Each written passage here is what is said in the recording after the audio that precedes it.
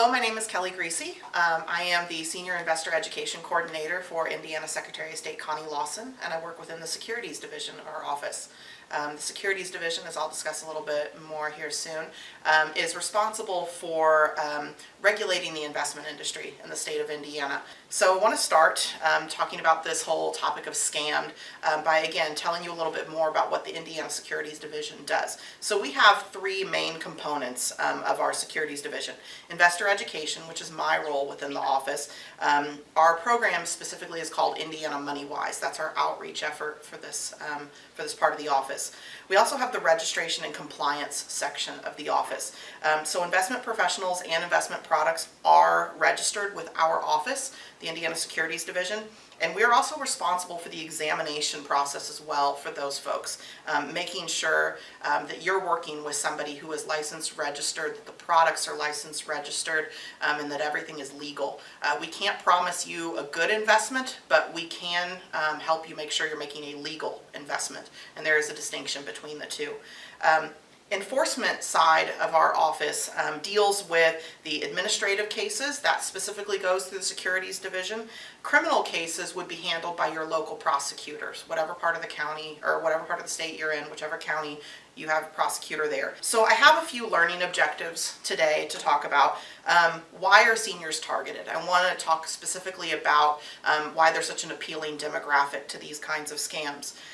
What kinds of scams are the most common that we see right now, how you can defend yourself, and who you can contact for help, such as our office or someone at your county level. Seniors are targeted for a number of different reasons.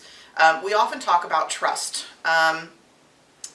I like to think a lot of times that older generations can be more trusting.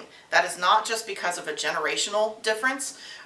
In Indiana, though, specifically if you're looking at more rural areas, I'm from Santa Claus, Indiana, for example. We grew up without locking the doors to our cars. The keys were in the cars. The house was unlocked pretty much all the time because it was a small town and you knew all of your neighbors. For a lot of senior citizens, that same reality existed when they were younger, even if they were in a bigger town. They may just be more trusting because of a generational difference, believing that you could trust the people around you. And so fraudsters take advantage of that trust and sometimes find false reasons for you to trust, and I'll get into that a little bit more soon too. Polite, again, another generational difference. So when we think about being polite, take phone habits, for example. It used to be commonplace to pick up your landline phone and to say, hello, this is the Greasy residence. You're announcing who you are to the person on the other end of the line. You wouldn't think of just letting it go to voicemail. You're going to answer that phone. And a lot of senior citizens have trouble just not answering the phone. They think it could be important and they want to answer it.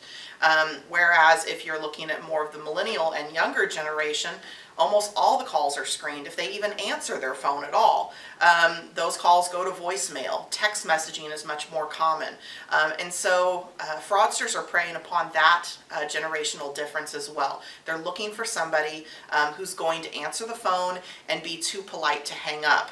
Someone who will engage that person in a conversation. The other side of being older is that you could be bereaved and lonely or lonely. And so if you are someone who has lost a spouse in recent years, you're the only one at home, the grandchildren, the children have moved on, maybe you don't hear from them as often. If there is that loneliness, we all crave somebody nice to call us and talk to us. And so a lot of these fraudsters pretend to be somebody's new best friend, and they're calling them and emailing them regularly. They're taking the place of what should be a family interaction, and we see that happen quite a bit. There are a lot of romance scams too that target senior citizens who are bereaved. And if we're looking specifically at on average, women do tend to live longer. If you're looking at that older senior population, there could have been a dynamic in their home when their husband was still alive that he handled a lot of the financial decisions. So not only do you now have a widow who is lonely, but she may not be very savvy financially, and that adds a new level of why she would make an ideal victim to one of these fraudsters. So let's talk about some of the other top investor threats. And the major one that we see is still Ponzi schemes. It's an oldie but goodie sort of thing. These were named after Charles Ponzi. Charles Ponzi was an Italian-born businessman in the early 1920s who really kind of made a killing in North America. He promised his clients a 50% profit within 45 days or a 100% profit within 90 days. Unrealistic, far too good to be true. Ponzi schemes are run by a central operator. They are a form of a pyramid scheme. So if you look at the pyramid, Charles Ponzi would be at the top of that pyramid. Underneath him are his first few investors. He may be using his own money to give them what look like really good returns on an investment. Basically making them as happy as possible so that they spread the word far and wide and bring in another level of the pyramid. You're always adding to the bottom of these pyramids in a Ponzi scheme. The next level of investors come in, and instead of their money going into an actual investment, the money that they invest is going to the person who invested before them, and so on.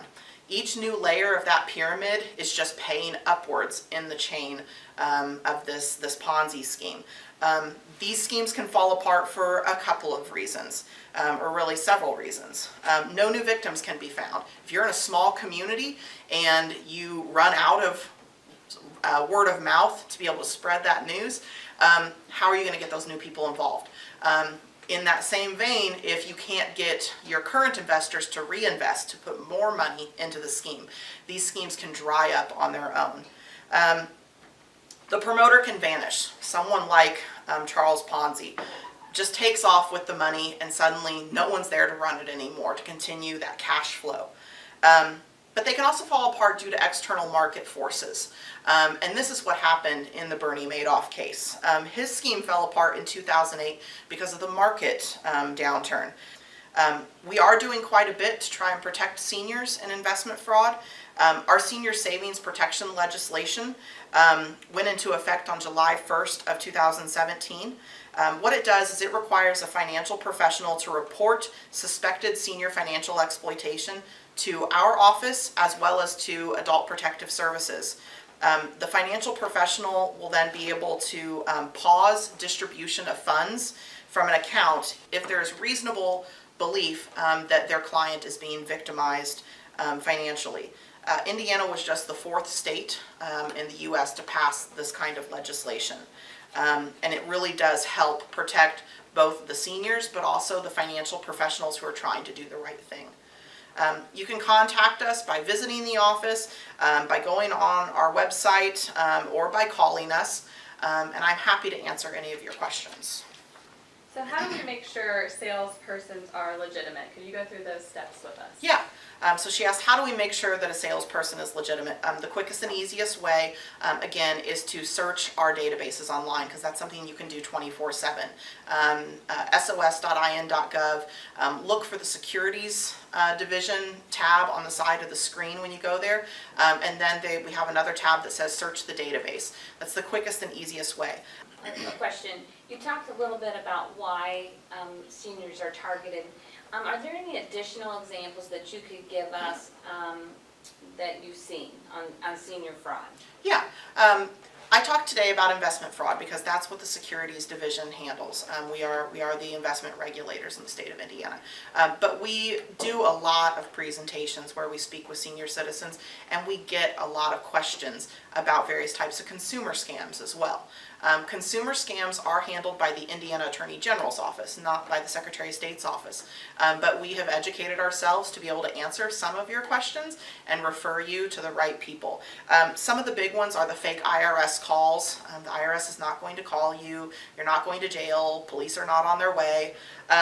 The grandparent scam, which is where somebody is claiming to be a loved one in distress who needs money and is contacting you sometimes in the middle of the night to amp up that fear. And also maybe a senior citizen doesn't always wear a hearing aid to bed, obviously, so if they don't have their hearing aid, they might not be able to tell it's not their grandchild. So these kinds of scams prey upon your fear that someone you love is in danger, and they convince that senior to send them money. We see the tech support scam a lot too. Again, this is probably going to be more effective with a senior citizen, someone who's maybe not as tech savvy as a younger generation. And so they convince them that there's a problem with their devices, with their phone, with their computer, with their tablet, and say, well, I can fix that for you, but I need you to give me this personal information. I need you to visit this website. If you do that, especially with the website, you're giving someone remote access to your device. And from there, they can go in and steal digital files. They can install malware, spyware even, to be able to spy upon, future keystrokes with that device, or even turn on cameras or microphones on the device to be able to spy on people. So those are some real dangers that we see out there. Can you also discuss the financial power of attorney? Yes, I'll talk a little bit about this, but I do want to preface that I'm not an attorney, and I'm not providing any kind of legal advice regarding POAs. Simply put, it's when one person designates another person to handle their finances or any other aspect of life with the power of attorney, if that need arises. This should be a trustworthy individual in your life if you're going to assign a power of attorney. We often see issues with family members taking advantage of someone financially after being appointed a POA. It can be very difficult to regulate this activity, and that's why it's so important for you to make sure that that person is trustworthy. It's also part of the reason why we did pass that Senior Protection Act to allow for these financial professionals to recognize the signs of maybe a family member taking advantage of somebody through a power of attorney, because then they can report it to our office. The other thing to keep in mind with power of attorney, there's a few other types of things out there, not just a power of attorney. There's legal guardianships. There are, I forget what the medical one is, where you get to make your medical decisions for somebody, an advance directive. So there's a few different types of things out there. You should be discussing these with an attorney before putting anything in place.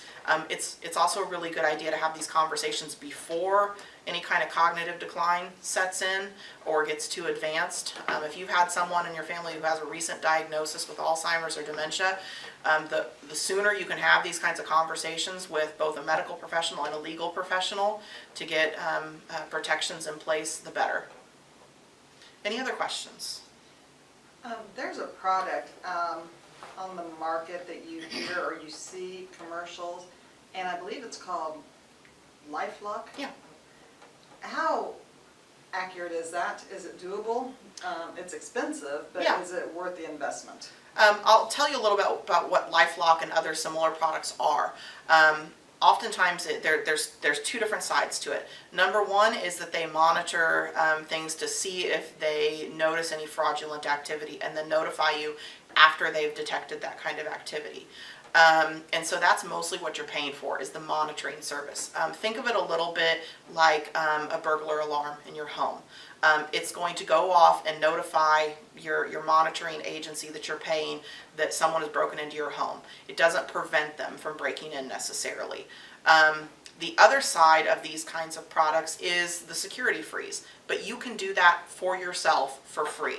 Setting up a security freeze is easy and free to do. It's going to be a lot more effective than worrying about what happens after the fact. Because the truth is, all of our identities are up for grabs all the time. All of our information, no matter how much we put out there ourselves on the internet, someone else is going to put it out there if you don't. You aren't necessarily going to be risky with your personal information, but a company might. By not properly destroying documents, by not properly storing or encrypting documents. And so all of our identities at some point will probably be stolen. The best thing you can do is prevent someone from having the ability to use that identity. And so even if somebody has all of my personal information, including pets' names and maiden names, they're not going to be able to open up a new account if I have that security freeze in place. Is there an age restriction on the security freeze? There is not. So it is a little bit more difficult to set up a security freeze if you are a minor and you don't yet have a credit report. That's because they have to actually create the credit report in order to lock it down. But you can do it for someone who is under the age of 18. It's just a little bit lengthier process. Okay, thank you. You're welcome. Any other questions? Well, thank you all so much. Again, you can go to sos.in.gov to get a lot of great information about investing and about how to protect those investments. Thank you.